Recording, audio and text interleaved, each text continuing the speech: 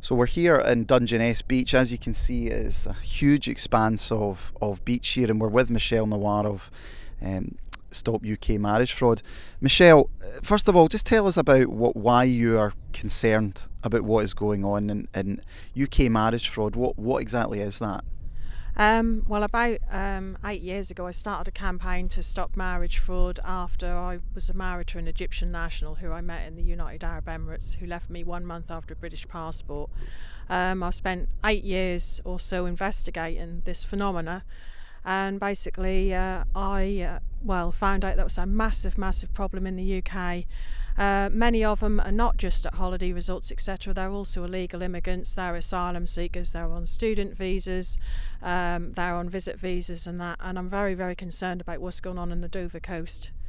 Okay. So you think that potentially some of the people that are coming over the English Channel, one of their aims is to marry someone? Well, the aim is basically to get British citizen, like indefinite leave to remain, or basically a British passport. So they're going to do anything they can to get that, and say if they're a failed asylum seeker or whatever, the next best thing to do is to marry somebody, and that isn't necessarily someone that will know what the score is, basically, because you've got a sham marriage where basically money is changing hands, so the person is in on it and they know, but then obviously marriage fraud where the person is being duped basically into a marriage. They think that person loves them, but it's all to gain a British passport or indefinite leave to remain.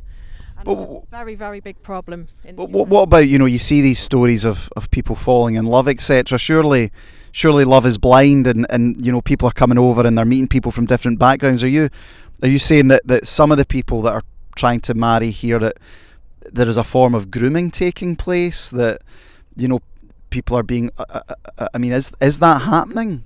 Yes, definitely, that is a form of grooming. Yeah, they're being groomed. So basically they believe them, and oftentimes the family's in on it. That we're actually having cases come forward, or people coming forward where they found out that their partner was on fake identities, all supposedly checked by the Home Office. So they're already gone through the system. So we've got people that are legally coming in, and as I say, then they find out that their partner was on fake identities, and then obviously you've got the illegals coming in like this, and basically, quite often they will be tearing up their identity from their own country. I believe a lot of them are saying they're from Iran, but I don't think they are from Iran. What about you?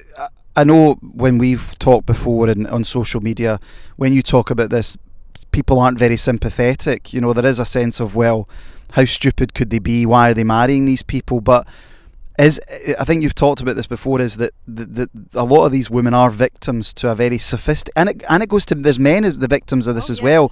It's a sophisticated. That's men and women, and as I say, it's a very big problem, and I'm very concerned about what's happening here, because as I say, even when they do actually supposedly check them through the Home Office, we've got people doing other criminal acts, rape. They often make false allegations of domestic violence and rape as well against British citizens to fast track the immigrant spouse through the immigration system. So basically they use every trick in the book to stay in the UK. What would you say to people then? Because obviously people will meet people, they might fall in love, they might meet people from different backgrounds. What message would you have to them? Maybe one, just do your research, don't be naive. What would you say to them? I would say approach with caution, especially if they're an illegal immigrant or asylum seeker. In fact, I'd say don't marry them. You're leaving yourself wide open. There's a lot of cases of bigamy as well. That's what's also going on here. Quite often they'll find they've got another wife somewhere. They'll have a wife back in their own country and that, or sometimes they'll even divorce the wife back in their own country, marry a British citizen here, and then remarry the original wife. I know all the scams. I know what they're doing with the asylum seekers and that. That's a huge problem. And the fundamental aim of all this, though, is to get permanent residency in the United Kingdom. That'll be any way they can do it, any way. And as I say, they know every trick in the book. And unfortunately, our government and that seem to treat British citizens as second-class citizens, because we can't really get much help. And I will also say that, it's not just white British that are getting scammed. Anyone of any ethnic origin who has a British passport or indefinite leave to remain here, who's a British citizen, is open to this scam. And as I say, I get Muslims, black people, all sorts of people from all different backgrounds and ethnic origins contact me wanting help, and I help everybody. Yeah. So everybody's affected, but that's the key is getting the permanent residence, and that's a far bigger problem than the government has basically been putting out there. In fact, they don't want to even talk about it. The mainstream media so far, unfortunately, quite a lot, as you say, I was a silly woman in a holiday resort somewhere, but it's not as happening on our shores, and that's happening here now, and it's been going on for a very long time, and that's hushed up, and you mustn't talk about that. Again, it's this is what we're talking about down here. It's just this hidden culture that people's lives are being ruined by the illegality and this whole industry, this illegal industry that's taking place. Their lives are being ruined because in the certainly with the Arab migrants and that, they call it business, which is BEZNESS, and that's basically what they call it there, or business marriage. So it's a scam to get money, but as I say, the criminality in these type of scams is off the Richter scale. And basically what's happening here, as I say, is human trafficking. So, the criminality, lots of criminality involved. So again, it's just really be on your guard is the message. Be on your guard, because you got no idea what the backgrounds are of these people. So So I'd say approach with caution. Okay. But sometimes the people, as I say, who get involved with these, especially the men and everything, they'll make up lies, and how can you check their background when they're from another country? Well, we have such issues here as well. I think there's a new law you can check if people have committed acts of domestic violence now. I think there's a law in in England and you can check their backgrounds. But as you point out, if people are coming from on the other side of the world, if the government don't even know who they are, what chance do people have? No, they don't. They don't know who they are. And I've also discovered something recently in that, because I work in the care industry, but there's quite a lot of problems in the care industry, because how do you do a DBS check on someone who's come from abroad when and they're working on fake identities?